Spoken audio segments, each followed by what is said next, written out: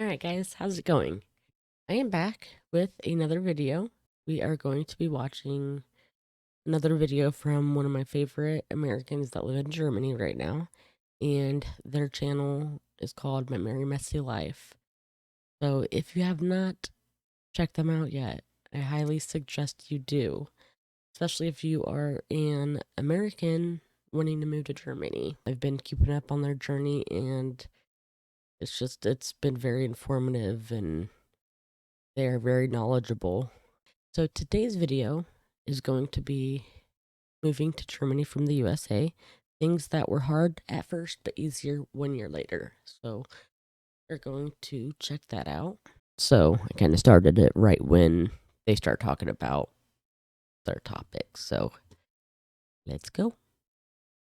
And how to go and what the rules are, and how long they can be home before I have to send them to the doctor, get a doctor's note, and just all of those things, trying to figure them out. And now it's just a lot simpler. I know how it works, and but that was a big learning curve. The second thing is product labels in the stores. It was overwhelming for me to go to the grocery store. Believe it or not, there are a lot of different foods in Germany in the supermarkets than there are in the US. Even though we have a lot of crossover of the types of foods we eat, there is a lot of new stuff, and I didn't know how to use it. I didn't know what it was for. And in our grocery store, there's no internet connection. So I couldn't use Google Translate to help me when I first moved here. And I'd be grabbing things off the shelves going, I don't know what the heck this is, and I don't know how to use it. I mean, there's a picture, and maybe I can figure it out. And there were a lot of things I just bought and tried out and came home once I had internet and would look it up on the internet. So Google Translate would have helped me a lot back then, but I just couldn't use it. Even simple things like when you want to have vanilla flavoring in your baking, it's more common here to have vanilla sugar. Vanilla zucca. Instead of having the liquid vanilla extract that we're used to. I mean, just simple little things like tiny that. Things, right. And like cornstarch. I've not been able to find cornstarch really. I've found potato starch, but not cornstarch. So, just simple things. Yeah, and we're going to do a whole video on all the foods. And you would not believe how many foods there are here that we had never heard of before we moved to Germany. There's quite a few. The third one, we had to learn how to pay our bills, which bills needed to be paid and all of that. Anytime you're moving house, that is a big deal. You have to close out all your old utilities in your old place. But at this time we were opening them in a new language that we could barely speak. And you don't have checks. Which was our fault. You don't write checks here. It's either, some things I'll pay with PayPal, some things I'll pay with just a direct transfer from our bank account. So everyone was a little different, and it just takes some getting used to. Well, heck, I mean, America doesn't use IBAN numbers, so having to deal having to transfer money with an IBAN, that's something I really never done before because they don't have them in America. We do routing numbers. It's different. Yeah. And number 4, I already kind of mentioned this, but again, I had to learn new ingredients to buy at the grocery stores for the recipes I was already making that the kids love to eat and the things that we were used to eating. We didn't want to change all of our food all at once. It would be too overwhelming for the kids. And so I had to learn new ingredients and new measuring tools. I had to buy the little scale. We don't measure things in the US by scale. We use cups, and I know you use cups also, but we don't measure more by mass than by volume. See, I kind of figured it was going to be like that. I was talking to my son about moving to Germany, and he's like, well, you could just go be a chef. And I'm like, not exactly. Like, I'm sure they cook completely different than how I cook. So, I don't know. It's gonna be really, really weird. Thank you. Yes, exactly. So I had to learn all of that and buy myself a scale and figure that out.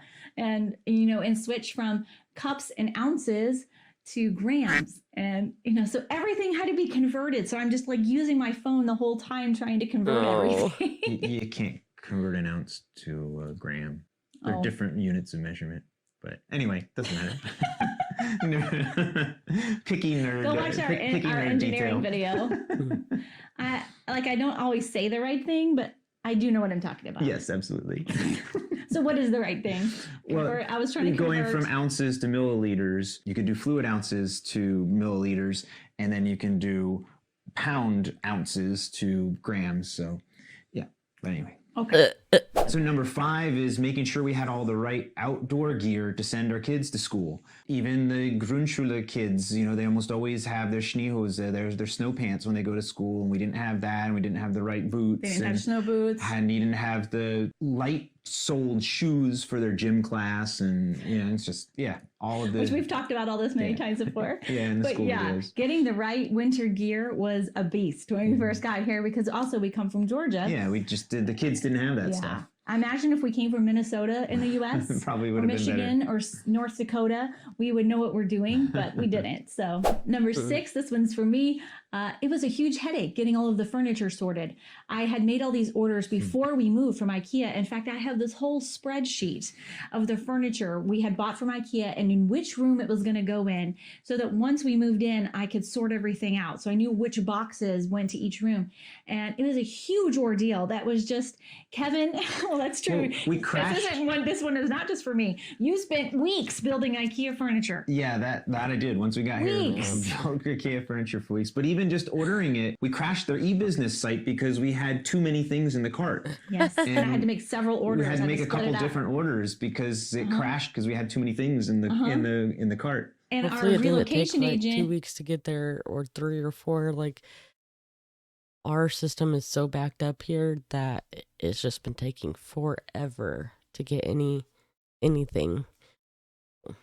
That's so funny. This is what she was so helpful for. She contacted our neighbor, who now we love. She's across the street. And she had contacted her to be able to open up the house to let the Ikea deliveries in. So that all had to be arranged. On Wednesday between 2 and 6, Ikea is going to come, and some neighbor had to be here. So it was a big deal before we moved to make sure we had furniture, because we were going to be in quarantine, and it was just so much stress, you guys. I mean, it was, again, we can smile about it now, but it was stressful at the time. And number 7, this is going to sound silly and small, but we couldn't figure out where the post office was for the longest time. Yeah, right. There's a place in town called the Gasthof Autopost. And I thought, well, that must be the post, right? Yeah, the old post office. The old post office. No, it's the old post office. It's not there anymore. It's this beautiful hotel and restaurant now. That's really pretty. But it finally took me a while to realize it was inside our supermarket. It's inside the Edeka. There is really no post office. I wonder who that is. Like above with the little baby, the queen. Wow. Super pretty. Looks really Christmassy, but It's just sort of inside the grocery store. So I didn't know how to mail the postcards we kept buying. And it took me a long time to get there. I was like, that is something I can figure out after the kids are settled in school and all this other stress is out of the way. And we finally figured it out. So number 8 is getting rid of all of our trash and our recycling at the Wertstoffhof, at the recycling center. We've got a video for that, going through all the details of the 20 different categories of things I need to sort stuff into.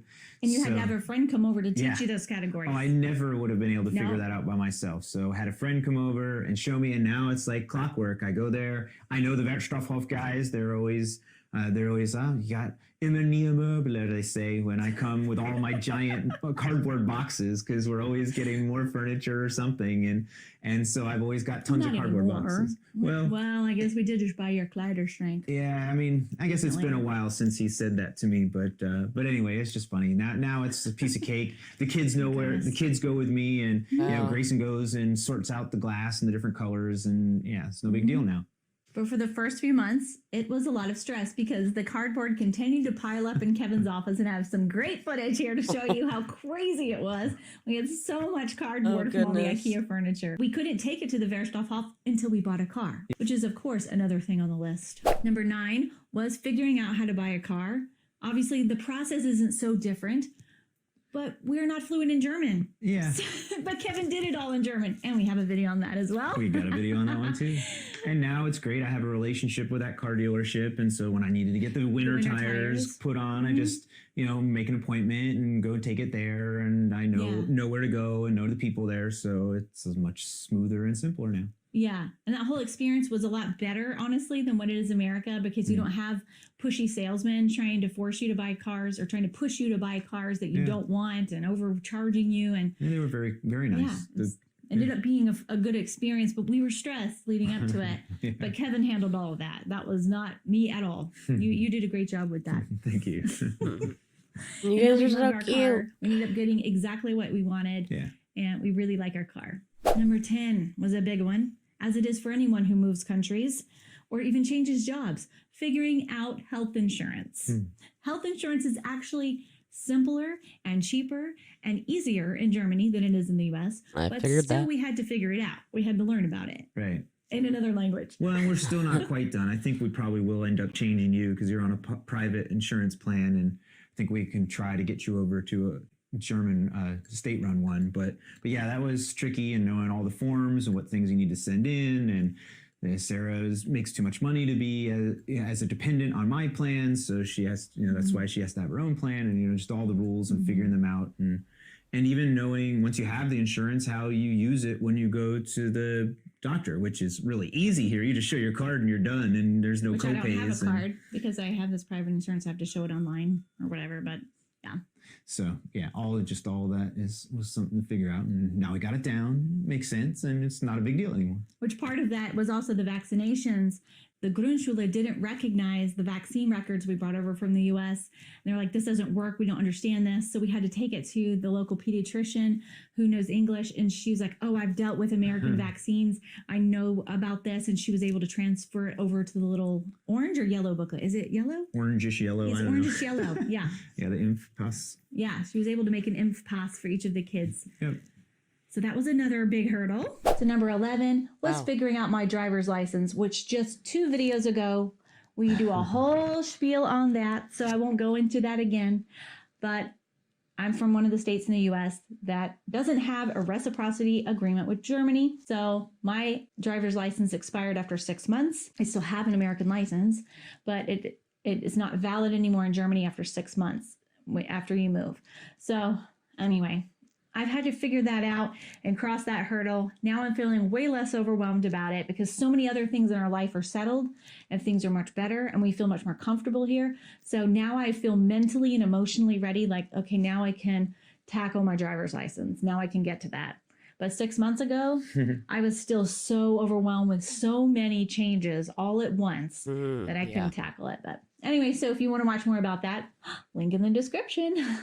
So number 12 for me was finding new stores and figuring out which stores I wanted to buy from. Like in the US, I would often go to Target. I shopped a lot on Amazon. I knew where the stuff was in my grocery store and what I like, which products I like from my grocery store. I did not know that they had Target there, but I do know that they do not have Walmart, which is actually in my watch later videos right now. I really want to watch and see. I've never understood the big hype with Walmart, so Germans must have knew what they were doing. I don't know. Store. I knew which stores to go to buy the kids' clothing and everything. And so once we moved here, I had to figure out where do I want to buy the kids' clothes and, which stores are nearby and do I want to do it online? And, now I've got to find. I'm wondering if this is Aldi's. So I've never, ever, ever, ever seen this until actually I got with my boyfriend. I've been with him for like 4 years, but we went to Aldi's and they had these, and I'm like, oh my god, like that is absolutely genius. Like I see in the middle of dead winter, like so many people outside, like picking up cards, and it's a crappy job, number 1. Number 2, why are you paying somebody to do that when you could do this system? Like I don't understand America. I probably will never understand America, so I might as well just not question it. One online that's a good store that we like. That's Aldi's. Well, at least we still have Amazon. That has been a lifeline for us. We do like Amazon still. Yeah. But we really like, my favorite store now is DM, and I absolutely love that store. I have 2 videos of DM store hauls actually here on the channel. Everything will be linked in the description box below. So that leads me to number 13, which is, and this may sound silly, but on top of everything else, it just added to the headache of figuring out which body products I wanted. Like I had my go-to shampoo, like for curly hair. You just get a bar of soap. Yeah, Kevin's easy. I just get him a bar of soap from the grocery store. But me, I want my body washes and I want my, have all my curly hair products. And I didn't want to keep buying from companies in the US and shipping them over here or something crazy like that. And I didn't want to have to ask family members who come to visit to bring me products. I wanted to find products here in Germany and support German companies and find things I wanted. So I had to try quite a few things from DM. I finally found my favorite stuff for the kids, the favorite products that I like for the kids from DM, and shampoos and conditioners and toothpaste, all of those little things that you use every day. You have to find new replacements that you like. It may seem like a small thing, but it ends up being a big thing because it's something you use every day, unless you just like bar soap and you don't have much hair to wash. Press the easy button. When you have a lot of hair, okay, it matters. Okay, gotta keep the do nice. So that was hard at first, and thankfully because of DM, I was able to find all the products I needed and wanted, and I love DM. Number 14 is handling the German taxes, which sort of like Sarah, I didn't want to tackle that until later. Who does want to tackle taxes, man? Nobody. Well, now it is time, and so we have to. So we figured out we've got a international tax guy who's going to help us out and get everything together, and so it seems like it won't be so bad, but yeah, taking care of that is a tricky one. So. Yeah, and I found him through that group I talked about 2 videos ago, the Expats in Germany Facebook group. If you want to join it, anybody can join it, and you just request to join on Facebook. I think you just have to answer a few questions. Oh, awesome. But it's an awesome group. I went in there and said, does anyone have an accountant here in Germany or the US who knows how to file in both countries? And one girl wrote, yes, I have a total unicorn. He can file in both countries. So I reached out to him, and just a couple of days ago, we had a meeting with him. Yeah. We liked him right away. We're like, we like this guy. You're hired. So he's going to help me, which for my, business, YouTube is a business for me, but I also have my blog. I have books. I have an Etsy shop. I have many different things. And the taxes are complicated, and I need to make sure they're done correctly as a business owner. Anyway, so he's going to help us with all of that and tell me what I need to do to become legal here in Germany. Number 15 is switching our old address in the US over to our Germany address on a million different things. Yeah. One of which was I love essential oils, and I ordered them each month. And that thing continued to be shipped to my parents' house. It took me a good 6 months and all this paperwork to get it switched over to the EU and get it switched over to Germany. And so just, it's just another thing on the list that was like, okay, now I got to take care of this. And so my parents were like, Sarah, all these boxes are piling up that are coming to our house from you. And, I had accidentally shipped clothes to them and, all this stuff. So when we arrived at Christmas, there was this big pile of boxes they had waiting for me that we brought back to Germany. But anyway, and that's something you're going to experience if you just move from one town to the next, right? You can even move in the same town and you have to change your address on a million different things. So number 16 is being brave enough to use the language and not stumbling over trying to do der-die-das perfectly, and just getting yourself out there and speaking and having a good enough base of the language to be able to go and do normal things. So, that takes some time and bravery to get over that. That bread looks delicious. Holy cow. Let's take another look at that. Wow.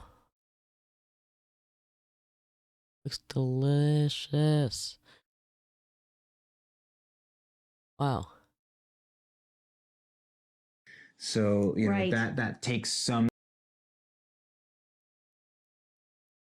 Wow. I wonder those seeds right there. No, we use a lot of sesame seeds. I don't know those. I don't know. I have no idea what those are. They're white sesames.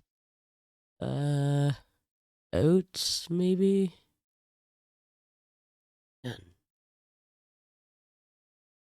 starting to get hungry. Time Oop. and bravery to get over that, and now we're pretty much there, and I don't have to prepare so much, every time I go to a new place. Yes. I don't have to, nice. write my script and translate it. I can just go and wing it. It works. It's not pretty, but it works. But so yeah. If you want to hear us speaking in German, go watch the last video because we do a lot of that in the last video. But one thing that has really helped us to be able to feel more brave in speaking German is in our small little town, and it's a Dorf. It's not a Stadt. It's not even a kleine Stadt. It's a Dorf. It's a very cute little Dwarf. Okay, we like our little Dwarf. People are very nice and friendly here, and they have just put us at ease in learning German, and they don't even laugh at us. They just make us feel very comfortable as we're trying to speak German. And one thing that has really helped me is at our local supermarket, it's the same employees that I see pretty much every time. Yeah. They know our kids and they know us. They always smile and say "Wie geht's?" and ask how the kids are doing, and they just put us at ease. And for all of the videos out there that say Germans don't do small talk, I don't know. Here in our town, they do small talk. They do. And little things like that have helped us to speak more and to feel not so scared and trying because people are so nice here. Absolutely. So number 17 is a big one, and it is making friends. At first when we moved here, we had no family, no friends. Actually, that's not true. We had one friend. We had one family who I had made friends with in a Facebook group before moving over here. In that Facebook group I talked about before, you can tell how much I love this Facebook group. And we were so grateful for that family. If you're watching, thank you. You guys have been a huge help to us, and they helped us to not feel so scared and alone when we first moved here. So when you're moving to a new country, you're often leaving behind, like we said, your entire support system. Yeah. So your friends are your lifeline because you often don't have any family there. So making friends was a big priority when we moved here because we knew our kids were going to need to have friends in order to be happy and feel settled here, and we were going to need them because we knew we were going to need their help and their guidance and just their company, and I mean, just yesterday, both Griffin and Grayson had a friend over, and so we have, even more people running around the house and having fun and playing. So it was loud. So it's just great, on a Friday evening, the kids have their friends over, and it's just wonderful. And several of the friends we have made literally have just been from us playing at a park down the street, and also just walking around our neighborhood. And I do know. I'm not getting paid to do this, but they do have a video which is also on my watch later list that asks if German playgrounds or U.S.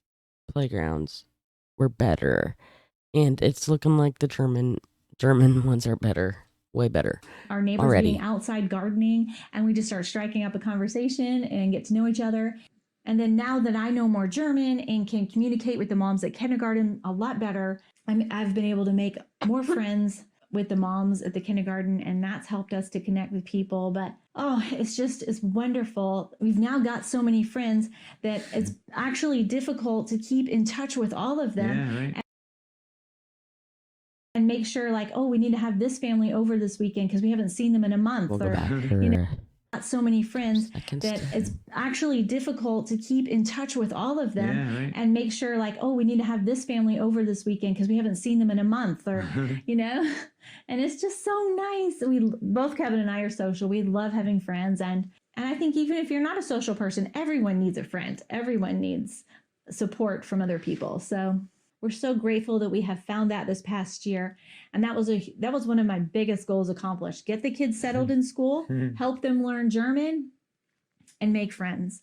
And I would say we've definitely been successful on those. So definitely over this past year, we've made a ton of progress. When we first came, it was very frazzled. Yeah. Every night I was spending trying to figure something new out that was pressing, and now it's much more relaxed. You can go to the Wertstoffhof without any trouble, do all these different things without any trouble. We know how it works, and we're really getting settled in, and it's been great now to look back and see how it's going to be just even more fun and more exciting as we go forward, because we've gotten over the really hardest part in those first months. Yeah, and there were times where I'm just like, Kevin, we've literally made our lives so much harder by doing this. You know, moving to a new country is really difficult. Why did we choose to make our lives harder?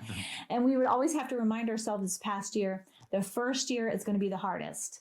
After that, it's going to get easier and easier and easier. And for us, what happened is that there were so many changes all at once. It wasn't like they just trickled in and you could get used to the new changes over time. Wow, no, those are it nice was like windows. 50 new changes all at the same time. And that's what made it so stressful and overwhelming. Now those changes are just our normal lives now, and they're not changes anymore, and it's a lot easier. So if you're wanting to move abroad, know that, yeah, the first year could be really tough, especially if you're moving with children. We've said this many times. We lived in France without children. I don't remember it being hard. Like, I just remember thinking this is fun. And it was like this big adventure, and we partied and we traveled, and it was like, woohoo, this is great. That is so beautiful. It probably was some hard times and I don't remember it, but nothing like what we've gone through this past year with 4 children. So it is definitely harder to move abroad with kids. Not that you shouldn't do it. We're not saying it's not worth it. And honestly, I can't believe now that we're looking back and it's already been a year. Yeah. I mean, I'm shocked. Yeah. It felt like it was dragging on there. There were some months where it felt really long and it was really hard. I'm sorry, but I was told that Germany has a bunch of castles, and that is beautiful. I would love to go tour that. It felt like it was dragging on there. There were some months where it felt really long and it was really hard for me more than Kevin. We hope you enjoyed this video, guys. Thanks so much for watching, and we will see you in the next video. I just got over being sick, so I am so sorry about that. I love that family so much. The thing that was most odd to me about this video, well, not about the video, but about the information, is not having internet in the grocery stores. I would imagine they have internet for their systems and stuff, unless they just still go by like the old days when they're using cash registers and stuff. Nowadays they're using tablets. I couldn't imagine not being able to get on my phone and like look up information I would need to know on food, or use a calculator, or just anything. That's just really weird that they wouldn't provide internet for you. Guys, thanks so much. If you liked the video, minus all the distractions, please hit the like and subscribe button. It really does mean a lot. I just got over 500, and I just want to give a big shout out to everybody that's been so supportive and so awesome throughout this journey. I'm going to bring better and better content to you guys. Thanks for watching. And hey, if there's any American that's wanting to move to Germany, planning on moving to Germany, put it in the comments below. I'd love to talk to you and maybe collaborate and stuff. Other than that, thanks guys. See ya.